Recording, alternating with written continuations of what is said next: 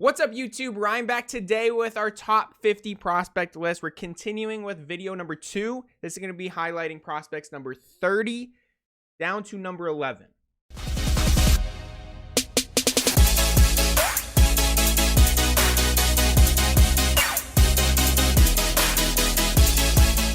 This is going to be narrowing down my top 50 list from prospect number 30 to number 11. So then our next video will be our final video, just the top 10. So far, I've gotten awesome feedback in the comments on this top 50 list so far. Can't say that's going to keep continuing because I might hurt some feelings in this video alone. We are getting into some very sensitive numbers on these rankings, and it's literally pick or choose between player A and player B at some point because they're very similar players. So might hurt some feelings today, but so far the feedback's been awesome. It's been super positive. A lot of people agreeing with my number 50 through my number 31. A ton of positive interactions so far, so hopefully we can continue to do that, but we definitely have more bold predictions in this video today, and I just can't wait to get into it. So we're going to get into this video as quickly as possible. So if you guys like this prospect list, please give this video a thumbs up. Subscribe to my channel if you're not already. 55% of viewers that watch my videos are not subscribed, so hit that sub button if you're not already. And yeah, as always, as I ask for feedback, let me know in the comments what you think of this second prospect list video with prospects 30 through 11. Let me know if you think there's players that maybe should be in there, maybe shouldn't be in there. Let me know if I'm crazy, idiotic, all the above. Let me know in the comments below. Let's jump into it. Prospect number 30. So continuing our list, number 32 and 31 were Seth Beer and Noel Martinez. That was rounding out our last video. So we're going to jump right into number 30, and this is going to be Jason Dominguez, New York Yankees. He's currently in A-ball.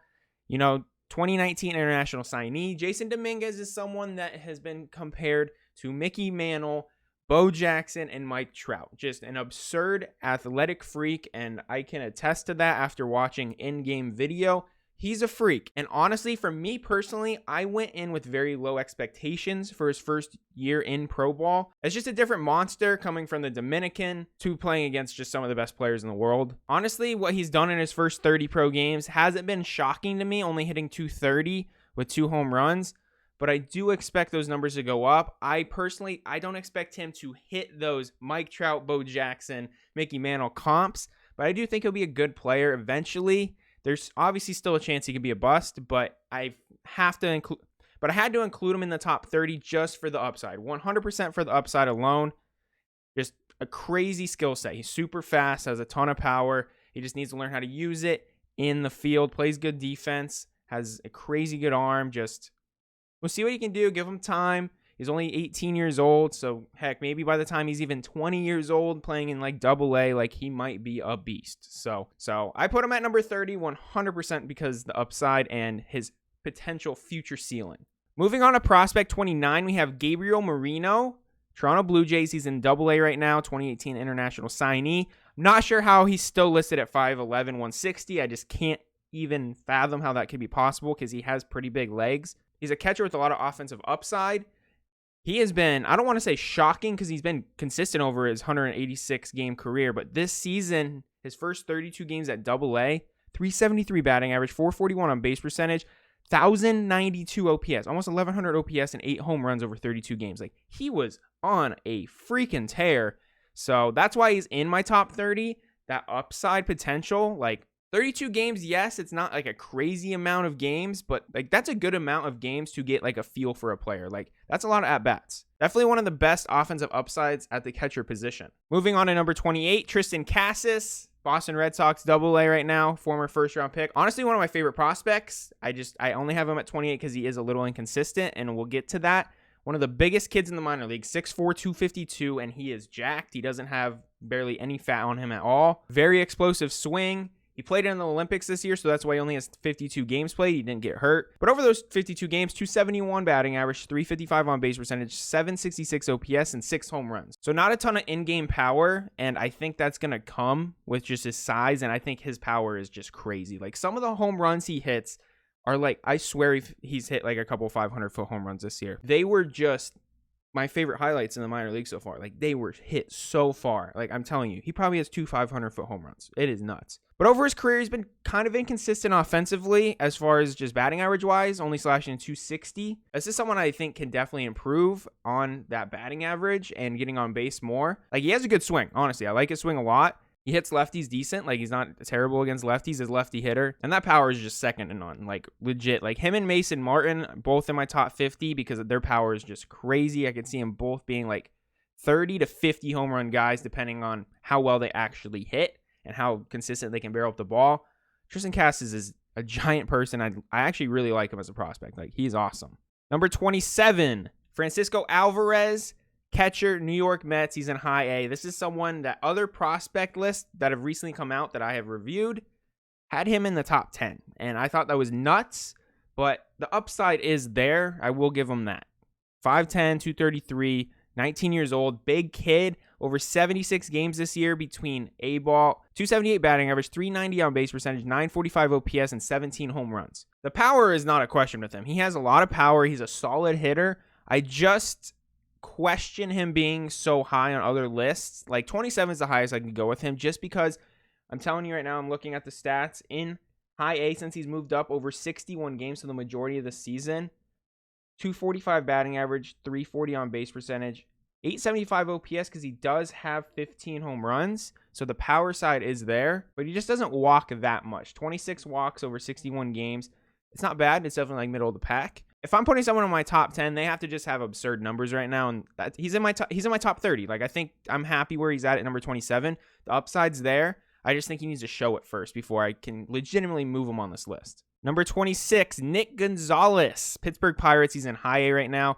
He's one of my favorite picks out of the 2020 draft. I still feel like he's underrated because of his size. Like, his power play so far above his size, like 5'10", 195. He's already got 9 home runs this season, which I think is fantastic in your first pro season, especially coming from college, hitting metal bat, like instantly showing that he can hit wood.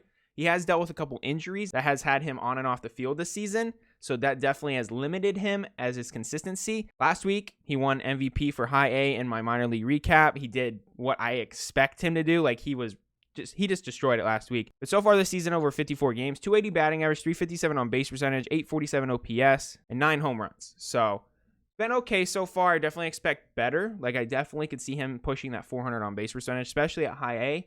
So hopefully with him getting more consistent at bats, he'll get there. This is someone that was a walk-on in college that has just continued to not fail offensively at every single level, and has just been kind of underrated the whole time. So I really do think that he's going to have an awesome MLB career. He's the number 1 prospect for the Pirates for good reason. Number 25 on the list, Xavier Edwards. And this is someone who I moved up a lot on my list, and I don't think a lot of people even have them in their top 50. And I don't think a lot of people would even include him in their top 50. I think Xavier Edwards is an extremely good hitter. Like, in my opinion, Xavier Edwards is going to be a high-end elite leadoff hitter in the MLB. Once he gets there, like, he just hasn't really shown anything other than success in the minor league so far as a leadoff hitter. Over 53 games this year. He missed the first couple games this season due to an injury. 297 batting average, 376 on base percentage, 745 OPS. No home runs, so you're not getting that power upside. But 11 stolen bases, I even expect that to go higher than that. He's actually been thrown out a lot this year, which isn't normal for him. So maybe coming off injury, stuff like that, could play into that. But over 221 games, 321 batting average, 391 on base percentage, 783 OPS. He only has 1 career home run, but 67 stolen bases. Like, the dude is going to be, like I said, a high-end leadoff hitter, like Nick Madrigal-esque, like just extremely difficult out. And I think that's going to keep him in the league for a very long time. I think he's going to be a guy that gets 150, 200 hits a year just because that's what he does. He gets hits. Number 24, and this is a player that's very similar to Xavier Edwards, Tyler Freeman. And this is someone that's just underrated, like straight up underrated, deathly underrated, in my opinion. Tyler Freeman, Cleveland Indians, AA, former second rounder in 2017, 6 foot, 190, so good size, plays good defense. He has a left shoulder strain, so probably going to miss a good amount of the season, unfortunately. But Tyler Freeman, he rakes. 41 games this year, 323 batting average, 372 on base percentage, 2 home runs, 842 OPS, like very solid batting average guy. Like, you either look for the on-base percentage guys or you look for the batting average guys, obviously depending on where you want to put them in your lineup. Tyler Freeman's a batting average guy with a pretty good on base percentage. Over 272 games. Like, he might be one of the most consistent hitters on this entire top 50 list I make. 319 batting average, 380 on base percentage, 823 OPS, and 9 home runs. And he was definitely showing a glimpse of power with 2 home runs in 41 games. So he's showing an uptick in power too. So I find these two players very similar, Tyler Freeman and Xavier Edwards, just top end leadoff hitters for their team. Like, they're both going to either hit number 1 or number 2 on their team when they fully develop. They're just really solid hitters. I just had to keep, like, Tyler Freeman deserves to be here, in my opinion. His consistency's been awesome. Number 23, this is a player that I am huge on. This is someone that I've always said is my favorite hitter in the 2018 draft. And he has taken a step back this year just a little bit with the year off as far as his power. I thought his power would be a little bit higher this year. But I still have him in the top 25. Like, Jordan Groshans, 6'3", 205, big kid. He's only 21 years old, former 12th overall pick in 2018. Over 63 games this season, 274 batting average, 357 on base percentage, 5 home runs. He's just a consistent hitter. He has had a little slower season this year. He's been up and down. But over his 134 game career, 292 batting average, 367 on base percentage, 806 OPS, and 12 home runs. Just like, he does a lot of things really well offensively, and he missed the majority of his 2019 season due to an injury. And I'm sad because I really think he would have completely jumped his stock that year because he was on fire. But even at AA, his first time in AA, like, I'm happy hitting 275, and I feel like he's not even close to his ceiling with a 360 on base percentage. I just think he's going to keep going, and I just think he's going to keep growing, and I think he's going to be a huge part in the Blue Jays offense. I really do. Number 22, Tyler Soderstrom, Oakland Athletics. He's in A-ball right now. He's a catcher. 26th overall pick in the 2020 draft. 6'2", 200, 19 years old, big kid. He's absolutely raked this year. 306 batting average, 390 on base percentage, 957 OPS, 12 home runs. Like, he's been awesome this year. He is someone that I honestly wasn't very high on out of the draft. Like, I guess I wasn't aware of how good he is or didn't expect it. But he's a legitimate good hitter. He has really high upside, solid defense. And I feel like he's even going through like a tiny slump right now, and he's still putting up those numbers this year. I just think the upside's massive at 19 years old at the catcher position. I'm hoping the A's move him quickly. It seems like he's got everything. So I'd like to see what he does at higher levels. But for me, 22 seems fair. Number 21, Josh Young, Texas Rangers, AA, 8th overall pick in 2019. 6'2", 214, big kid. You know, the whole time he's been in the minors, he's raked, essentially. Over 42 games this year, 307 batting average, 366 on base percentage, 10 home runs. Over 119 games, I mean, he's done more of the same. 312 batting average, 378 on base percentage, 872 OPS, and a huge uptick in power. He only has 12 career home runs, and 10 of them are this year in only 42 games. I believe he had a foot injury, so he missed the first like 20, 30 games. And since he joined the AA roster, he's been awesome. So this is someone I think is just a really good hitter. He's going to be a huge staple in the Texas Rangers offense. Like, Josh Young is the staple name, in my opinion, for this Texas Rangers future. Like, I could see him easily being the 3-hole hitter of the future for the Rangers. Like, he's that good. Moving into my top 20, at number 20, Andy Paez, outfielder, Los Angeles Dodgers. He's in high A right now. I think this is the best power-hitting 20-year-old on the planet. Like, I just do. He's 6'1", 212, big kid, outfielder, 2017 international signee. He was terrible his first year in the pros, which hurts his career numbers. But in 2019, he hit 298 with a 398 on base percentage, 1,050 OPS, and 19 home runs over 63 games. This year, over 90 games, 262 batting average, 387 on base percentage, 926 OPS, and 23 home runs. Like, the dude is consistently showing that he can hit tanks. His swing side by side to Justin Turner is crazy. It's like almost identical. I love it. It's a very simple swing. This is someone that has massive upside, in my opinion, and he has just been getting better throughout the season. Like, he started off slow. He was like a home run or no run type of guy for like the first 2 months of the season. And since then, he's got a 387 on base percentage now. Like, I absolutely love it. He's looking great. I believe he belongs in the top 20 because of that power upside at his age. It's hard to find. Moving on to number 19, Jordan Walker, St. Louis Cardinals. He's in high A right now. Jordan Walker rakes. This dude was the 21st overall pick in the 2020 draft. He's gigantic, 6'5", 220. Over 57 games this year, 330 batting average, 409 on base percentage, 958 OPS, and 8 home runs. I will note, easily the best performer at A-ball. Low A, Jordan Walker was the best performer. Dude hit 374 over 27 games with almost a 500 on base percentage. I will say, since he moved up to high A, he started off very slow, like extremely slow. Like he was hitting like 180 for a while. He's up to 296 with a 350 on base percentage, almost an 800 OPS. Only 2 home runs at high A over 30 games, but he's improving drastically. Like I said, he's hitting 296 already, and he started off horrible at high A. I just think Jordan Walker is someone that I personally slept on in the draft. Like I knew of him. I knew he was a big kid, probably bring a lot of power. This dude seems to be able to do it all. So Jordan Walker, definitely top 20 potential. Like, I don't think there's many other 19-year-olds right now that with his size are so athletic and so good offensively. Number 18, Garrett Mitchell, Milwaukee Brewers. He's in Double-A currently. He's a number 1 overall prospect and someone that I've just been salty about because my D-backs passed on him when they had the opportunity at pick, I believe, 18. Garrett Mitchell's been awesome this year. 6'3", 215, big kid. Potential 5-tool player, awesome grades, 55 hit, 50 power, 70 run. Like the dude flies. 60 arm, 60 field, 55 overall. Just a straight up 5-tool player. His on base percentage is 424 this season over 50 games. And he's been dealing with injuries here and there since he's been moved up to Double-A. So he's only hitting about 220 at Double-A right now. But in high A, over 28 games, the dude hit 360. Like, obviously didn't belong in high A. But on top of his offensive performance so far, he can steal bases. 14 stolen bases in 50 games. Like, that is extremely respectable. What does that turn out to? Like 45 stolen bases over 162 games?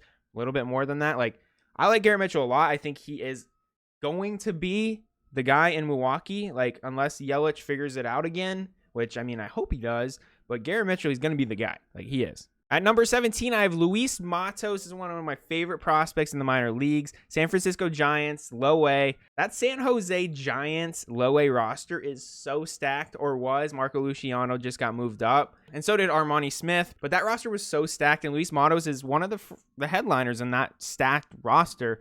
At 5'11", 160, he's a smaller kid with room to grow. He's 19 years old, over 81 games this season, 327 batting average, 364 on base percentage, 872 OPS, and 11 home runs. The dude can hit for power. 11 home runs for a potential like leadoff 2-hole guy, like over 81 games. Sign me up for that all day.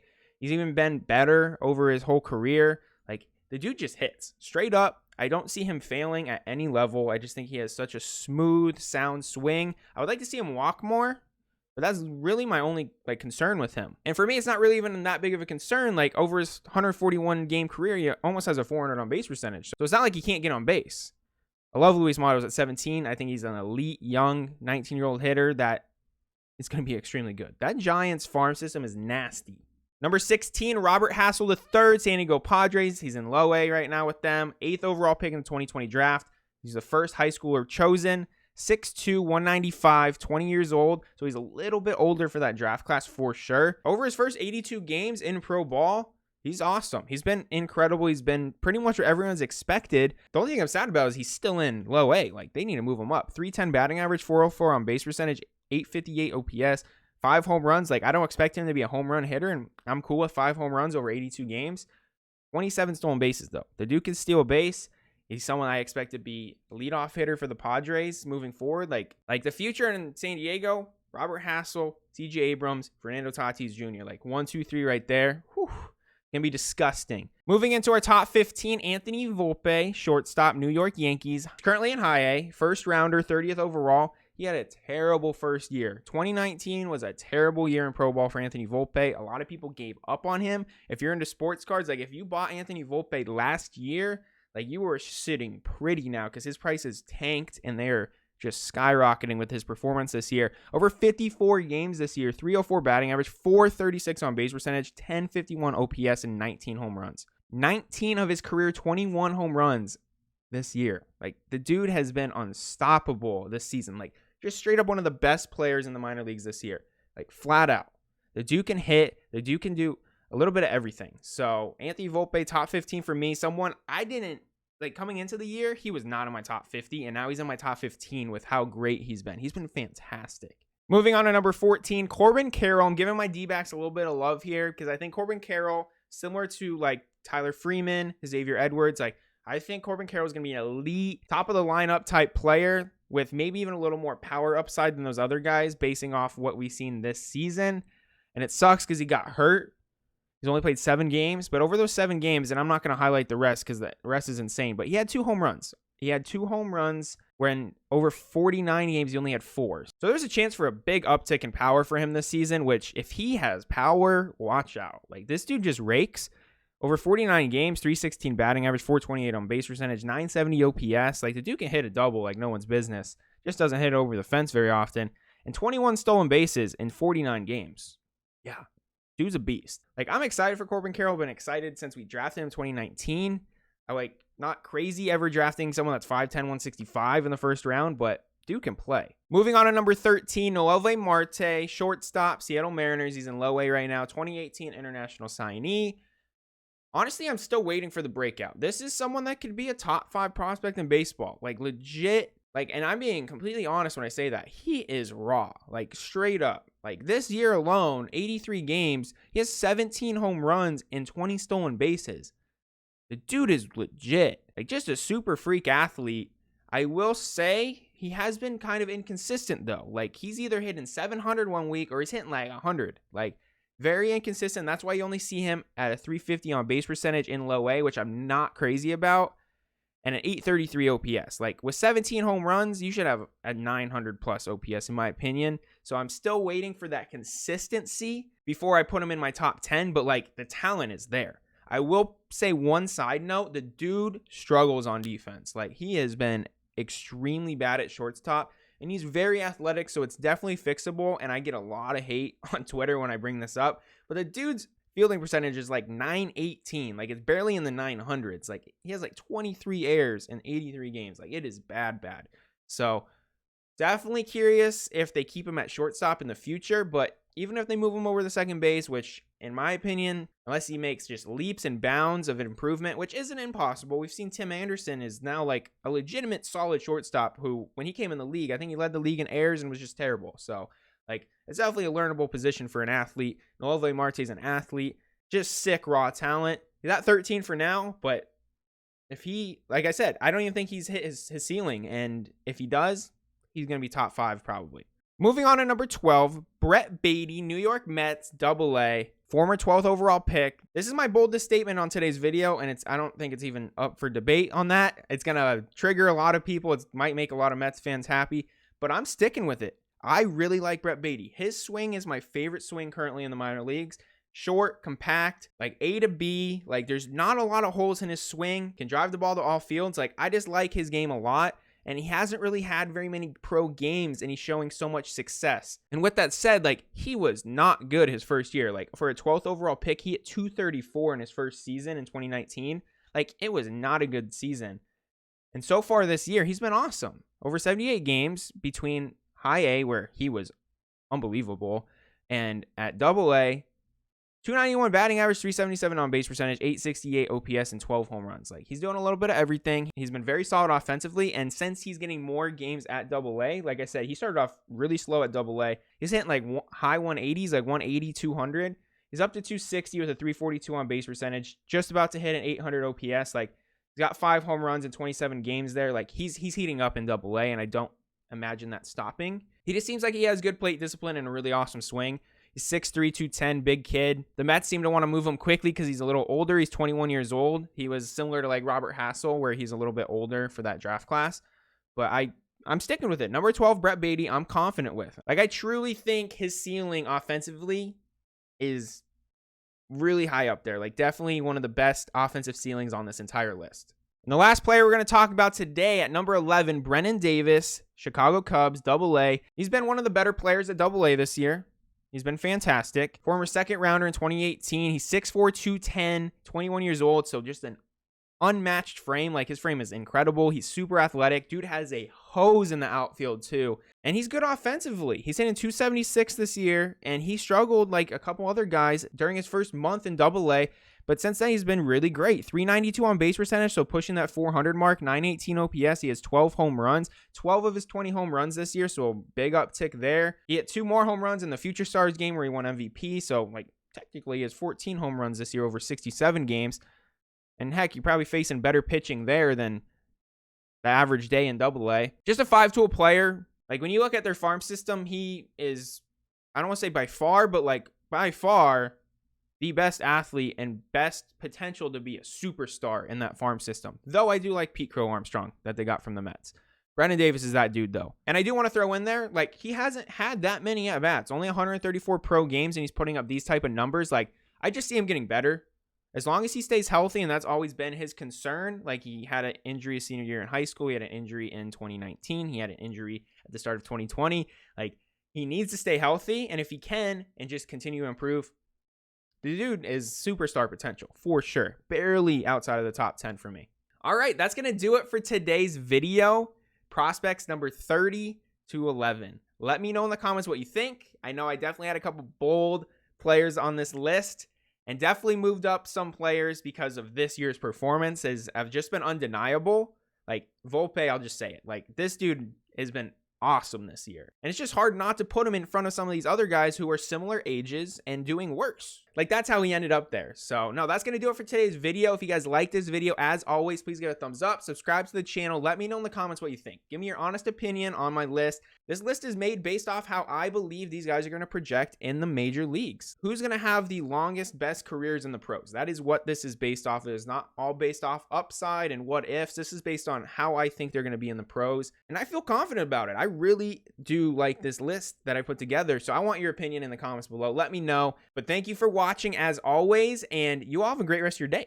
See ya.